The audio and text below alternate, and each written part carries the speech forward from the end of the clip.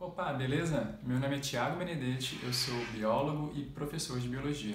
Nessa videoaula eu quero te mostrar o que é a estrutura cognitiva e a relação disso com a aprendizagem acadêmica. E isso aqui acho que pode ser bem interessante para você que é estudante de qualquer que seja o segmento. Para você que está interessado em provas, concursos, exames e processos seletivos, isso aqui vale ouro.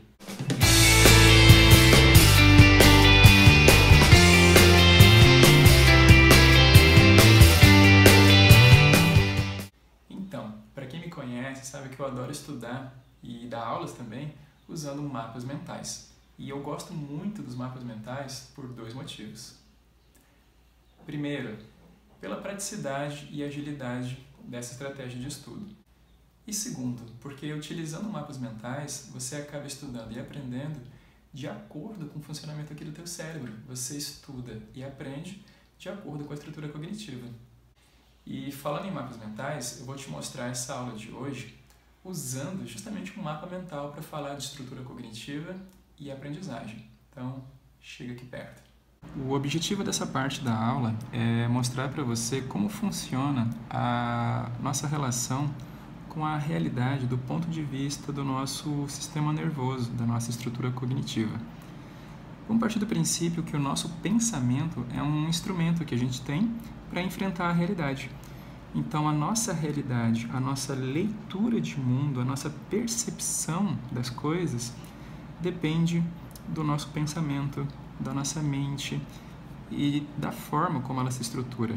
A gente vai chamar aqui de estrutura cognitiva a estrutura de neurônios que nós temos, que vai fazer parte do nosso sistema nervoso.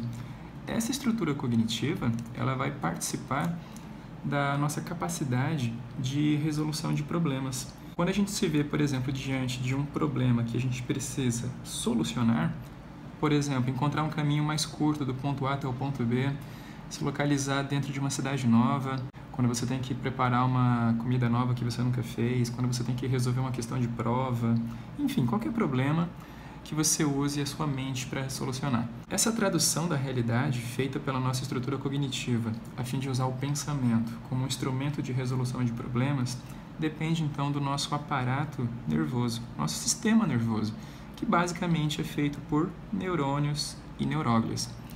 Essa estrutura cognitiva é a forma que a gente usa esses neurônios, né, na forma de uma arquitetura, digamos assim, para traduzir essa realidade. Essa estrutura cognitiva ela é baseada em níveis, e esses níveis funcionam da seguinte forma. Nós temos o que a gente vai chamar de informação ou unidade. Essa informação ou unidade é a menor parte dessa estrutura cognitiva.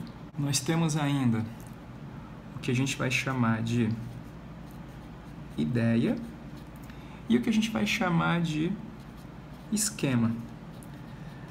Essa noção de informação, ideia e esquema vai formar o que a gente vai chamar de estrutura cognitiva.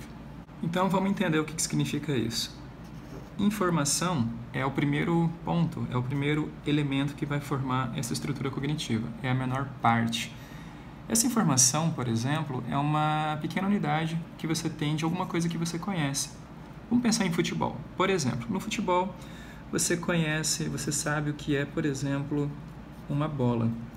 Você sabe o que é, por exemplo, um chute.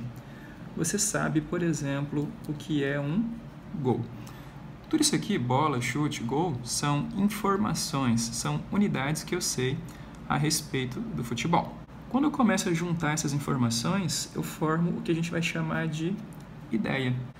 Se eu pegar tudo que eu sei sobre domínio de bola e movimentação, eu posso ter uma ideia sobre o que seria, por exemplo, um drible. Então, o que é uma ideia? É uma reunião de várias informações que têm algum sentido comum. Então, digamos que eu sei alguma coisa a mais também sobre chutes, né? Tudo que eu sei sobre chutes, formas de lançamento de bola, eu posso reunir também na forma de ideia. Tudo que eu sei sobre regras de impedimento, escanteio, etc., vai me dar uma ideia sobre as regras do futebol.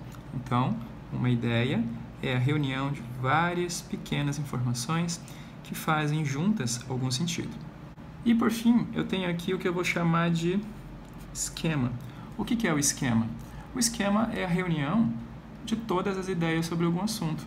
Por exemplo, se eu juntar tudo o que eu sei sobre drible, sobre chutes, regras e todas as outras coisas sobre futebol, eu vou formar então um esquema sobre o futebol. Então note que o esquema é a maior parte de uma informação, a ideia é a reunião de pequenas informações. Então a tal da estrutura cognitiva é a união de uma unidade que vai formar uma coisa maior e outra maior ainda. Então vamos desenhar aqui algo mais ou menos que seria a nossa estrutura cognitiva. Imagina que cada ponto desses representa um neurônio formando conexões com outros muitos neurônios. Imagina que tudo isso aqui de vermelho representa uma ideia que eu tenho sobre futebol. Por exemplo, sobre a minha ideia de drible. Cada pontinho vermelho desse é uma informação que eu tenho sobre o drible. Cada pontinho verde desse é uma informação que eu tenho sobre chutes e formas de chutar uma bola. Cada pontinho azul desse, por exemplo, representa uma informação que eu tenho sobre regras do futebol. Então, cada pontinho azul é uma unidade dessa informação. E digamos que de preto aqui, cada pontinho desse representa alguma coisa, alguma unidade, alguma informação que eu sei, que eu tenho sobre estratégias do futebol. O que é esse conjunto todo? Esse conjunto todo é o meu esquema sobre futebol. Então, essa dinâmica de conexão entre neurônios, formando isso aqui, é o que a gente vai chamar de estrutura cognitiva. Agora, como é que isso aqui tudo se desenvolve? Como é que a gente pode associar isso aqui à aprendizagem? A aprendizagem, ela acontece a nível de estrutura cognitiva, segundo alguns teóricos, né? Tudo isso aqui que eu estou te mostrando, com esse tipo de linguajar, representa alguma coisa do que Piaget falava sobre aprendizagem. Então, considerando os preceitos de Piaget, que é um teórico da educação e da aprendizagem, a gente vai considerar que a aprendizagem ela se dá pela construção e reconstrução desses esquemas, dessas ideias e dessas informações dentro da nossa estrutura cognitiva. Então, para Piaget, a construção e reconstrução da nossa estrutura cognitiva, que é aquilo que a gente vai chamar aqui de aprendizagem, ela acontece da seguinte forma. A gente vai ter o que a gente vai chamar de assimilação, acomodação, equilibração e desequilibração. A assimilação significa adquirir algum tipo de informação, né, nesse nível aqui, através do nosso sistema nervoso. Essencialmente é quando você assimila uma informação e ela passa a entrar aqui na sua arquitetura cognitiva.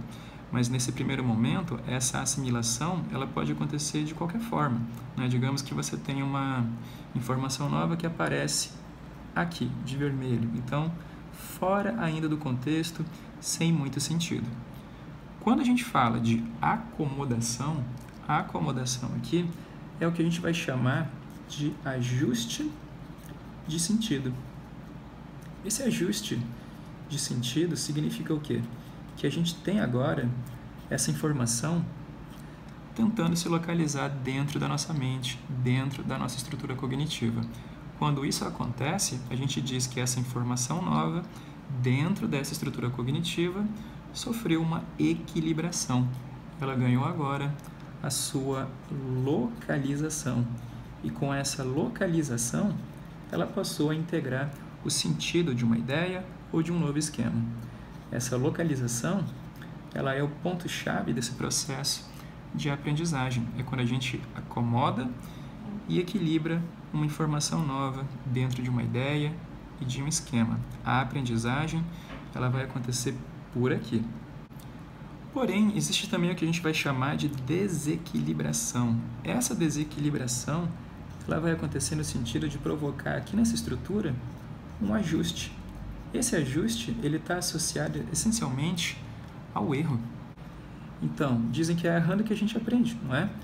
Se é o erro que nos faz aprender, o que esse erro vai provocar? Ele vai provocar uma desequilibração de uma informação que depois de se relocalizar e reacomodar, vai gerar o processo de aprendizagem. Então, a aprendizagem ela vai acontecer aqui, quando a gente tem uma informação que sofre assimilação, que em seguida sofre acomodação e consegue se equilibrar dentro da nossa estrutura cognitiva.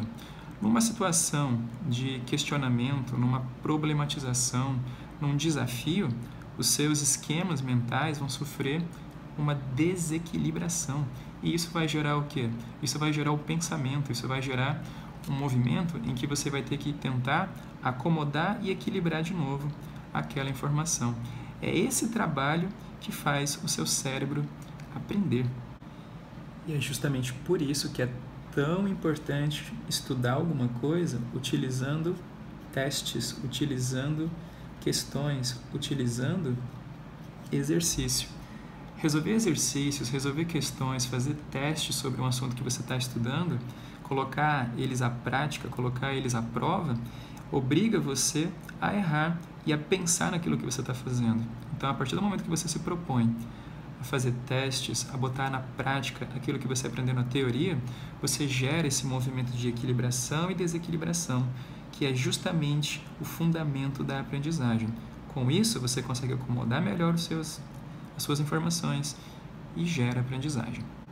Para você entender melhor o que eu quero dizer, imagina o seguinte, imagina que essas coisas que eu vou desenhar aqui, esses símbolos, representam alguma coisa que você assimilou numa aula, por exemplo. Repara, é uma forma que por enquanto não faz sentido, aqui você tem outra forma que por enquanto não faz sentido, aqui outra forma, aqui uma outra forma e aqui de repente uma outra forma.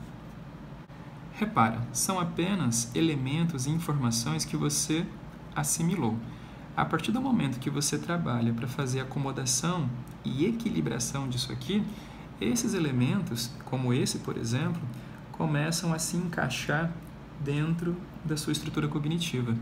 Esse elemento, por exemplo, começa a acomodar, esse outro elemento se acomoda aqui, esse outro elemento se acomoda aqui e esse último elemento ele acomoda aqui.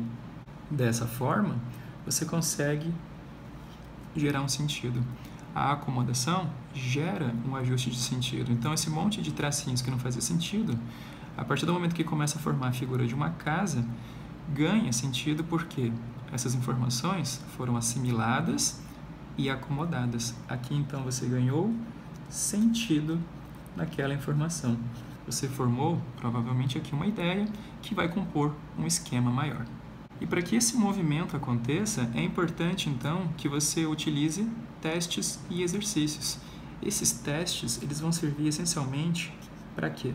Para ativar ou acessar esses seus esquemas. Quando você tem um teste, quando você tem uma questão, um problema para resolver, você começa a usar os seus esquemas como ferramenta para processar e traduzir essa realidade. Então, quando você se depara com uma questão de prova, você acessa um esquema e, através das ideias e informações dentro desse esquema, você tenta traduzir aquela questão e buscar uma solução para ela. E isso mostra, essencialmente, como se forma o nosso conhecimento. Dentro da nossa mente, dentro do nosso pensamento, essa estrutura cognitiva, então, vai organizar as nossas matérias e disciplinas que a gente estuda. Se você aprende alguma coisa, por exemplo, sobre evolução, lá em biologia, a evolução ela é feita de quê? De várias ideias. Você tem alguma ideia sobre o que é seleção natural e especiação, por exemplo. Para você entender o que é seleção natural e especiação, que são ideias, você precisa de informações básicas, como, por exemplo, quem é Charles Darwin, quem foi Lamarck. Você tem que saber que as espécies se modificam, quais são os motivos que levam a elas a se modificar e etc. Então, com essas informações, você forma ideias dentro de uma matéria ou conteúdo que você esteja estudando e, através dessas ideias, você forma esquemas. O esquema é aquilo que você vai usar de fato. Esse aqui é o seu conhecimento utilitário. É para esse aqui que você tem uso. Então, para fechar esse momento, vamos pensar aqui que nessa perspectiva, nessa premissa, aprender significa construir e reconstruir esquemas que fazem parte da sua estrutura cognitiva. Tenta imaginar, então, que a sua mente, o seu pensamento, é cheio de milhares de esquemas para cada coisa que você sabe, para cada conjunto de ideias. Então, você tem um esquema geral sobre futebol, você tem um esquema geral sobre biologia, sobre línguas, sobre dirigir um carro, você tem um esquema geral sobre como cozinhar, ou etc. E dentro dessa premissa, então, de aprender através da construção e reconstrução de esquemas, a gente usa uma perspectiva de teoria dada e apontada por um pesquisador chamado Piaget. Existe também a perspectiva de aprendizagem de acordo com a aprendizagem significativa de David Ausubel, que é mais um teórico da educação. A aprendizagem significativa, ela remete também a um pouquinho disso aqui do que Piaget fala. Dentro do contexto da aprendizagem significativa, a gente aprende especificamente aquilo que para a gente tem significado, ou seja, dentro de uma estrutura cognitiva, quando você está no meio de uma aula, por exemplo, e o professor fala sobre alguma coisa nova, essa coisa nova que você está tentando aprender, essa informação, ela só vai realmente fazer algum sentido se ela for significativa para você, ou seja, se você já tiver algum esquema no qual essa informação possa se acomodar. Do contrário, dificilmente essa aprendizagem vai acontecer. Então imagina quando você tem uma aula sobre algum assunto que por algum motivo não te interesse ou que você tem algum tipo de bloqueio e você diz que não consegue aprender, provavelmente porque aquela aprendizagem para você não é significativa. Ela não encontra dentro da sua estrutura cognitiva um local para ser assimilada, acomodada e equilibrada. Então, sabe quando o professor geralmente vai falar de uma coisa nova e ele pergunta para você algo que você já sabe, né? Quando ele diz assim, sabe aquela coisa? Sei. Então, baseado nisso, ele coloca algum significado que para você vai ter mais sentido. E existe uma outra perspectiva também que eu gosto, que é a perspectiva do Maturana, que fala sobre as condutas. É interessante na teoria dele que a aprendizagem pode ser vista como uma espécie de conduta. A conduta, o que ela é? É uma espécie de resposta que o nosso sistema nervoso é capaz de dar frente a algum problema, frente a alguma situação, frente a algum tipo de perturbação que acontece com a gente. Essa conduta é uma espécie de resposta que a gente reconhece, como por exemplo, eu até posso ter aprendido que fumar faz mal, que o cigarro faz mal para a saúde. Mesmo assim, eu posso ter uma resposta de fumante e eu posso ser um fumante mesmo sabendo que isso faz mal. Ou seja, eu reconheço uma resposta, eu reconheço a conduta. Eu sei que cigarro faz mal, mas mesmo assim eu escolho fumar. E o que é interessante de entender nessa conduta? Que essa conduta ela vai ganhar complexidade. Quanto mais complexo for a sua estrutura cognitiva. Essa complexidade da nossa resposta, ou seja, da nossa conduta, da nossa capacidade de responder ao ambiente, a nossa capacidade de responder à realidade, ela vai ser ainda mais complexa, quanto mais complexa for a minha estrutura cognitiva.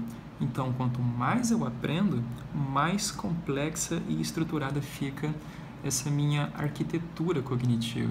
E com isso, eu tenho maiores possibilidades de condutas. E aí, voltando para esse contexto do esquema, por exemplo, sabendo que usar testes, fazer exercícios, gera equilibração e desequilibração que vão afetar os nossos esquemas, resolvendo provas, por exemplo, do Enem, eu melhoro a minha conduta frente ao Enem. Eu melhoro a minha resposta frente àquela prova que eu me proponho a fazer. E agora, olha que interessante perceber essas anotações. Isso tudo que você está vendo aqui, por exemplo, é o quê? É um esquema sobre estrutura cognitiva. O que é cada palavra dessas que eu escrevi aqui? Cada palavrinha dessas representa uma informação. E ao passo em que elas vão sendo reunidas e fazendo algum sentido, elas vão formando ideias. Então, por exemplo, assimilação, acomodação, equilibração e desequilibração são todas informações que juntas vão me dar uma ideia sobre o que é construção e reconstrução da estrutura cognitiva. E é daí que vem a dinâmica do mapa mental e de qualquer outro tipo de anotação não linear. Quando a gente usa mapas mentais para estudar, como esse aqui, a gente está estudando de acordo com o funcionamento da nossa estrutura cognitiva. Por isso eu aposto tanto nesse método de estudo e aprendizagem. E aí, gostou? A ideia agora é fazer uma síntese de alguns pontos. Você pode ter percebido, então, que o ponto central da nossa arquitetura cognitiva é a formação dos esquemas. Quanto mais esquemas você tem, mais complexa é a sua mente. Quanto mais esquemas você tem, mais complexa é a dinâmica do seu pensamento. E esses esquemas que a gente forma ao longo da nossa vida, tanto na escola quanto fora dela, esses esquemas são acessados e ativados à medida em que nós vamos precisando deles ao longo de um dia. Os esquemas adequados são utilizados para resolver problemas específicos. Então, dirigindo um carro, você usa uma série de esquemas. Você, preparando alguma coisa na cozinha, utiliza outros esquemas. Numa sala de aula, estudando e aprendendo, você usa um conjunto. Durante uma prova, você utiliza outros, e assim por diante. Você deve ter percebido que um ponto-chave da utilização da estrutura cognitiva e dos esquemas é a questão do erro, né? Eu falei durante a aula, ali no mapa mental, da importância da utilização de questões, né? De resolver exercício, de colocar em prática aquilo que você aprendeu na teoria. Colocar em prática é uma forma de você fazer o quê? É uma forma de você utilizar os seus esquemas e causar sucessivas desequilibrações e equilibrações. Cada vez que você tem uma dúvida, cada vez que você pensa, cada vez que você quebra um pouco a cabeça tentando entender alguma coisa, você está gerando esse processo de desequilibração e equilibração. É nesse momento que toda essa engrenagem cerebral, toda essa arquitetura cerebral que você tem aí, está funcionando no máximo. Numa situação de aprendizagem, por exemplo, você muitas vezes vai acessar e ativar esquemas que você já carrega com você, esquemas que você já tem consolidado na sua mente e que você vai utilizar para criar esquemas novos. Então, por exemplo, digamos que você vai aprender a pilotar uma moto. Se você já sabe andar de bicicleta, provavelmente aprender a dirigir uma moto vai ser muito mais fácil.